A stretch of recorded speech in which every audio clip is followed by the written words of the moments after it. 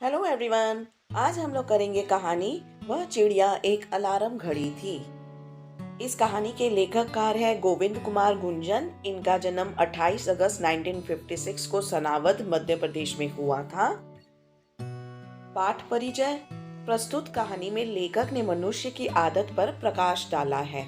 ऐसा कहते हैं कि मनुष्य की आदत कभी नहीं बदलती, लेकिन कभी कभी किसी दूसरे के कारण बदल जाती है। लेखक देर तक सोए रहने की आदत से मजबूर था। उसे एक छोटी सी चिड़िया जगाती है। सुबह की ताजी हवा के स्पर्श का एहसास, स्पर्श यानी छुअन, स्पर्श का एहसास दिलाती है और उसे सुबह उठने की आदत डाल देती है। अब हम शुरू करते हैं ये कहानी।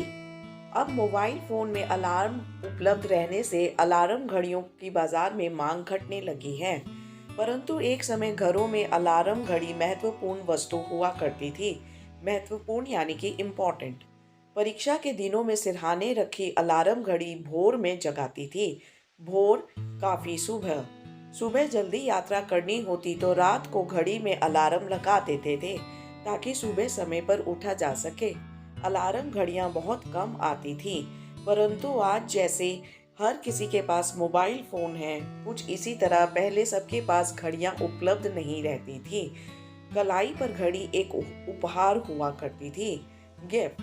परीक्षा में पास होने पर और कॉलेज में दाखिला होने पर बच्चों को दिलवाई जाती थी, तो शादी में दूल्हे को ससुराल पक्ष वाले घड़ी अवश्य देते थे। कई सरकारी विभागों में सेवानिवृत्ति पर, सेवानिवृत्ति का मतलब रिटायरमेंट, सेवानिवृत्ति पर भी घड़ी देने की परंपरा थी। हम लोग कहते थे कि सेवानिवृत्ति के बजाय नौकरी लगने पर विभाग द्वारा पहले ही कर्मचारी को एक घड़ी भेंट में दे देनी चाहिए ताकि वह समय पर अपने काम पर उपस्थित हुआ करे। मुझे पहली बार कलाई घड़ी तब मिली थी जब मैंने कॉलेज में प्रवेश पाया था, और पहली अलार्म घड़ी भी मुझे कॉलेज में एक निबंध प्रतियोगिता में प्रथम पुरस्कार स्वरूप मिली थी। प्रथम पुरस्कार यानी कि फर्स्ट प्राइज। उस अलार्म घड़ी में चाबी भरकर अलार्म की घंटी बार बार बजाकर उसके सम्मोहक प्रभाव को मैं बहुत गहराई तक महसूस करता था। सम्मोहक यानी कि मन को वश में कर लेने वाला कोई प्रभाव। वह मुझे जागृत करने वाली ध्वनि थी। जागृत, जगाने वाली ध्वनि, आवाज जो रोमांचित कर देती थी। रोमांचित यानी एक्साइट कर देना, पुलकित कर देना। उस ध्वनि का नशा और स्वाद अब महंगे से महंगे अलार्म ध्वनि वाले मोबाइल फोन में भी नहीं मिलता। संवेदना के स्तर सदैव एक जैसे नहीं रहते। संवेदना यानी कि फीलिंग्स, अनुभूति, कभी उनकी सघनता घट जाती है, तब बड़ी बड़ी बातें भी उतना रस नहीं देती। यह सब मानवीय मनों की संवेदनाओं का खेल है। संवेदनाओं यानी फीलिंग्स। जिन दिनों हमारे पास कोई घड़ी नहीं थी, तब पिताजी कहा करते थे कि तुम्हें सुबह जितने बजे भी उठना हो, तुम अपने तकिए से कहकर सो जाओ कि सुबह मुझे इतने बजे उठा देना।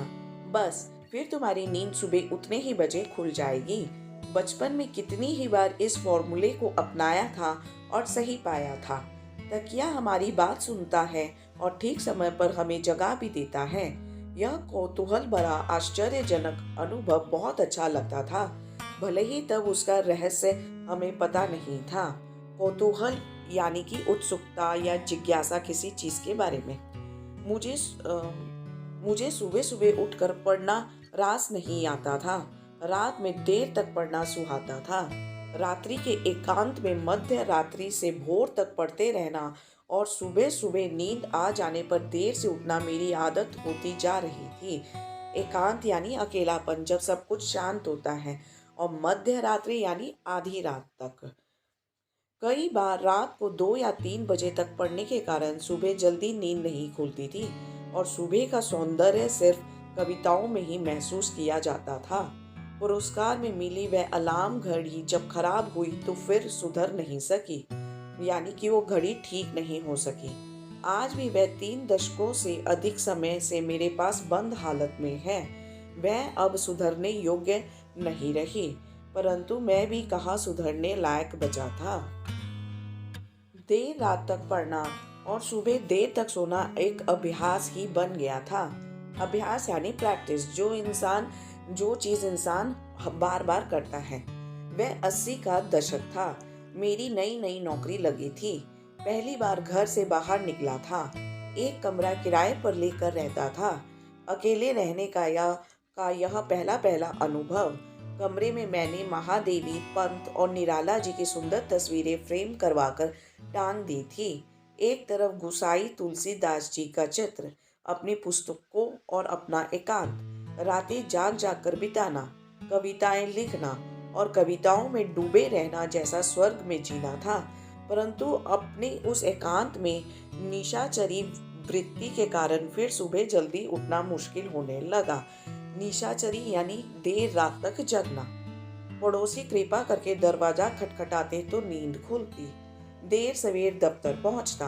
अलार्म घड़ी भी नहीं थी और ना ही खरीदने का ख्याल आया। मोबाइल फोन तो तब देखे भी नहीं थे।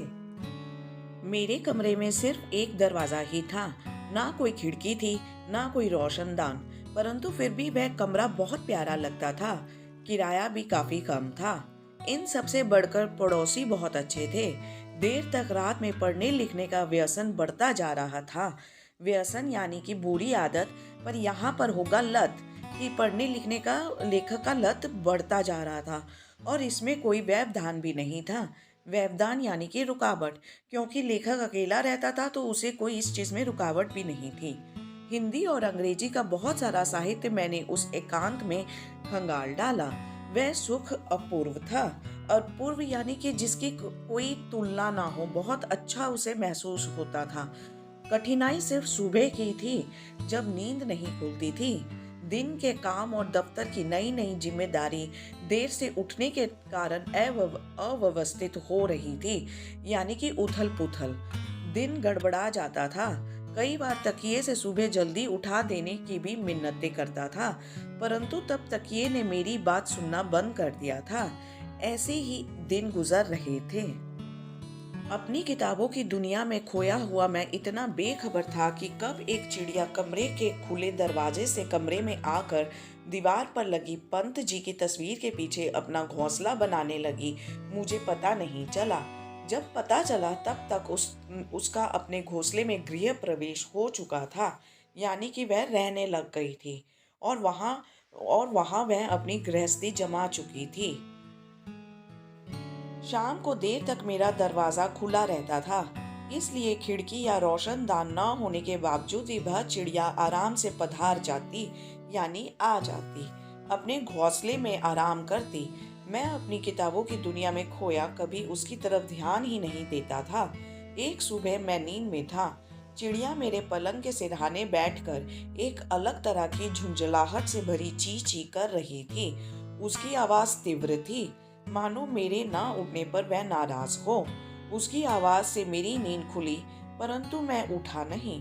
चिड़िया बार बार पलंग के सिरहाने आकर फुदकती और अपनी तीव्र ध्वनि, यानी कि जोर वाली आवाज, तीव्र ध्वनि से कमरे में को गुंजा रही थी। मैं कुछ समझा नहीं, परंतु उठकर दरवाजा खोला तो वह बाहर चली गई।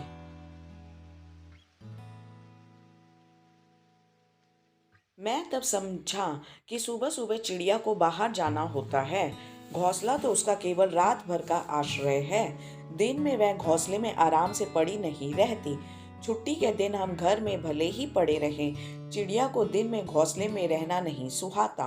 कमरे में खिड़की या रोशनदान होता तो वह चिड़िया मुझे जगाए बिना बाहर चली जाती, परंतु दरवाजा बंद होने पर उसके बाहर जाने का दूसरा कोई रास्ता भी नहीं था, इसलिए वह दरवाजा खुलवाने के लिए मुझे जगा रही थी। मेरे ना जागने पर वह नाराज भी हो रही थी।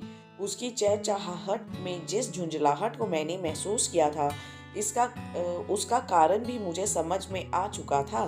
दरवाजा खुलते ही चिड़िया तेजी से चली गई थी और शाम को फिर लौट आई, चुपचाप पंत जी की तस्वीर के पीछे बनाए हुए अपने घोंसले में।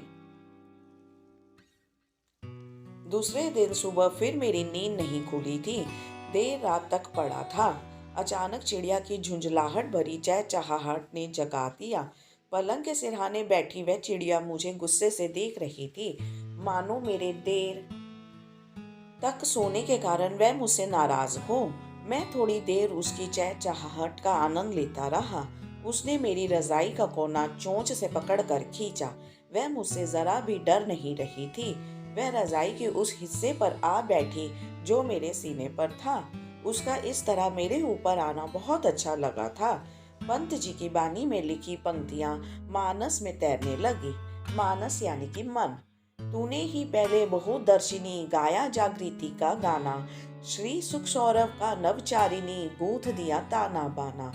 खुले पलक फैली सुवर्ण छवि खिली सुरभि डोले मधुबाल। संपंदन कंपन ओ नवजीवन सीखा जग ने अपनाना।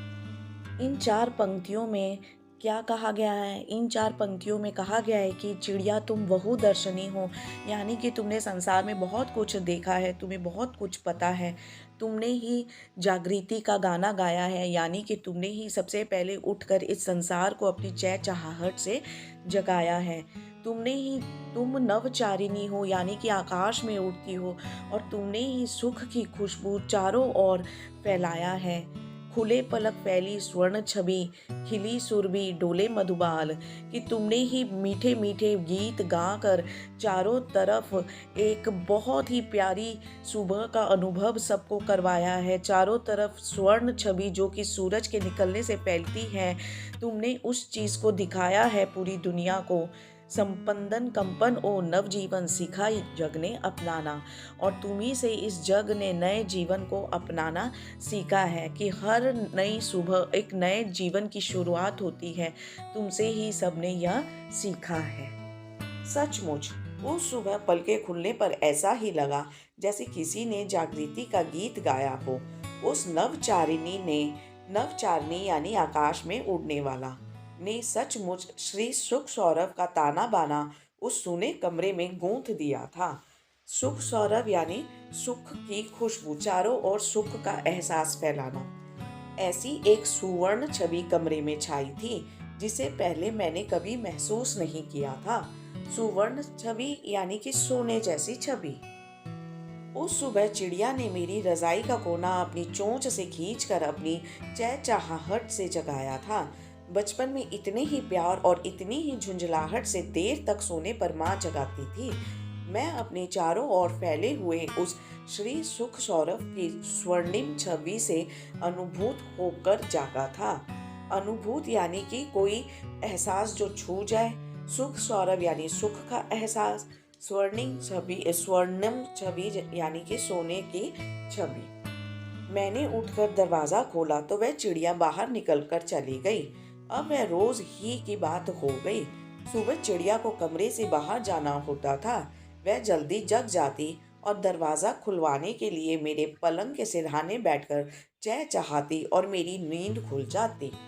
जब मैं अपनी बंद कोठरी की शैया को छोड़कर भोर में चिड़िया को बाहर जाने देने के लिए दरवाजा खोलता तो दरवाजे से उस ताजी सुबह की देह की कांति कमरे में कौंध जाती। शैया यानी कि पलंग, भोर यानी कि काफी सुबह, और उसके बाद देह की कांति यानी कि सुंदरता, और फिर सुबह की देह की कांति यानी कि सुबह की सुंदरता। कौंध जाती यानी कि चमक उठती, बिजली जैसे कौंध जाती है, चमक उठती है, उसी तरह सुबह की जो सुंदरता थी वो चारों तरफ चमक बिखेरती थी। ठंडी हवा का स्पर्श यानी छूहन, और बहुत कोमल कांत उजाला आंखों को सहलाता, यानी कि ठंडी हवा का छूहन, और जो सुबह का उजाला होता है वो बहुत ज़्यादा कोमल होता है, तो वह लेखक की आंखों को सहलाता था। मुझे लगा किसी अप्रतिम अनुभव को मैं देर तक सोकर व्यर्थ करता रहा हूँ। अप्रतिम यानी कि अनोखा, जिसकी तुलना ना हो। अब भी मैं रात को देर तक पढ़ता हूँ, परंतु अब वह चिड़िया मेरी अलार्म घड़ी है जो मुझे अपने साथ सुबह जगा लेती है। अब वह पलंग के सिरहाने या मेरी रजाई पर बैठकर मधुर चहचहाहट से मुझे जगाती है। उसकी चहचहाहट में अब वह झुंझलाहट नहीं, एक वात्सल्य भरी जागृति है। वात्सल्य यानी प्यार भरी, मतलब पहले वो झुंझला कर चहचहाती थी, लेकिन अब वो प्यार से चहचहाती है। उसे पता है कि लेखक दरवाजा खोल देगा। यह किसी घड़ी की यांत्रिक ध्वनि नहीं है, अपनेपन से भरी पुकार है जो मुझे आसमान से अवतरित होती हुई प्रातःकाल की सुमंगल घड़ी में पुकारती है। यांत्रिक ध्वनि मतलब किसी यंत्र से निकली हुई ध्वनि, जैसे कि घड़ी से निकला अलार्म की आवाज। और अवतरित यानी कि उतरी हुई। सुमंगल घड़ी यानी शुभ घड़ी। सुबह के समय को बहुत ज़्यादा शुभ घड़ी माना जाता है। उस सुमंगल घड़ी में सरिताओं का जल, आकाश की वायु, सूर्य का प्रकाश सब अपनी निर्मलता के चरम पर पहुंचकर सृष्टि में नए फूल खिलाने का उपक्रम करते हैं। इसका मतलब है कि सुबह की शुभ घड़ी में नदियों का जल, आकाश में बहती ठंडी हवा, सूर्य का प्रकाश, यह सब अपनी चरम सीमा पर होते हैं, यानी कि यह बहुत खूबसूरत लगते हैं और ऐसा लगता है जैसे कि संसार में नए फूल खिलाने की आगाज या शुरुआत कर रहे हों। उपक्रम यानी कि आगाज या शुरुआत करना। अब मैं चिड़िया के साथ जगना सीख गया था और सुबह की फूलों की सुगंध से भरी ताजगी का वरदान पाने लगा था। रविंद्रनाथ ने अपनी जीवन स्मृति में सच ही लिखा है, मैं देवदार के जंगलों में घूमा, झरनों के किनारे बैठा, उसके जल में स्नान किया, कंचनजंगा की मेघ मुक्त महिमा की और ताकता बैठा रहा, लेकिन जहां मैंने यह समझा था कि पाना सरल होगा, वहीं मुझे खोजने पर भी कुछ नहीं मिला। परिचय मिला लेकिन और कुछ देख नहीं पाया। रत्न देख रहा था, सहसा वह बंद हो गया। अब मैं डिबिया देख रहा था, लेकिन डिबिया के ऊपर कैसी ही मीनाकारी क्यों ना हो, उसको गलती से डिबिया मात्र मानने की आशंका नहीं रही। सच है, एक बार रत्न दिख गया तो फिर भले ही डिबिया बंद हो जाए, पर उस डिबिया में रत्न है यह अनुभूति नहीं जानी चाहिए। रविंद्रनाथ की इन पंक्तियों में डिबिया की मीनाकारी का भी जो उल्लेख है वह महत्वपूर्ण है। यहाँ पे हमें ये बताया जा रहा है कि सुबह का जो समय होता है एक रत्न की तरह होता है, जो कि बहुत ज़्यादा वैल्यूएबल होता है। जब दिन होती है तो यह सब कुछ खो जाता है, मानो कि किसी डिबिया में बंद हो गई हो, लेकिन यह एहसास हमारे संग हमेशा हमेशा के लिए रह जाता है। उस चिड़िया ने डिबिया खोलकर मुझे भी उषा सुंदरी के रत्न दिखा दिए। उषा सुंदरी यानी कि सुबह, सुबह की सुंदरता का रत्न उस चिड़िया ने लेखक को दिखा दिया था। उसका यह उपकार मैं भला कैसे भूलता। दरवाजा खोलते ही चिड़िया चहचहाती हुई बाहर जाती, मानो मुझे कहती हुई जा रही हो कि देखो यह मीनाकारी वाली सुंदर डिबिया खुल रही है, फिर यह बंद हो जाएगी। यानी कि जब दरवाज़ा खुलता है कमरे का तो वो सुंदरता जो देखने को मिलती है सुबह की, तो ये जो लेखक है ऐसे ही बता रहा है कि चिड़िया कह रही है कि ये सुंदरता देखो, बाद में ये बंद हो जाएगी, यानी कि सुबह से दोपहर हो जाएगी और फिर ये सुंदरता हमें नहीं दिखाई देगी। फिर तो दिन भर मीनाकारी से सजी डिबिया ही दिखाई देगी, इसके रत्न नहीं दिखेंगे। मैं उस वात्सल्यमयी चिड़िया के उस उपकार को बहुत कृतज्ञता से महसूस करता हूँ। कृतज्ञता यानी कि किसी चीज का एहसान मानना। उसने मुझे उस घड़ी जगना सिखाया जब धरती ओस के मोती बिखरा कर हर नए खिल रहे फूल का अभिनंदन कर रही होती है। अभिनंदन यानी कि स्वागत। तो यहाँ पर यही बताया गया कि सुबह का समय बहुत ज़्यादा सुंदर होता है, जो कि हमें दिन भर देखने को नहीं मिलता। ताज़ी ताज़ी ठंडी हवा चलती है, सूरज का जो उजाला होता है वो बहुत ज़्यादा कोमल होता है और यह सब कुछ हमें दिन भर देखने को नहीं मिलता। तो यह एक रत्न की तरह है जो कि उस चिड़िया ने लेखक को मतलब उपहार के रूप में दिया है। लेखक को ये जो आदत पड़ गई थी देर से उठने की, जो कभी भी हट नहीं रही थी, इस छोटी सी चिड़िया ने आकर लेखक की उस आदत को हटा दिया, समाप्त कर दिया। तो यह था आपका पाठ, वह चिड़िया मेरी अलार्म घड़ी थी, क्योंकि वो लेखक को जगा देती थी। इस पाठ के बाकी के प्रश्न उत्तर और बाकी के बैक एक्सरसाइज के लिए आप हमारा दूसरा वीडियो जरूर देखिए और हमारे चैनल को सब्सक्राइब करना मत भूलिए। Thank you very much everyone.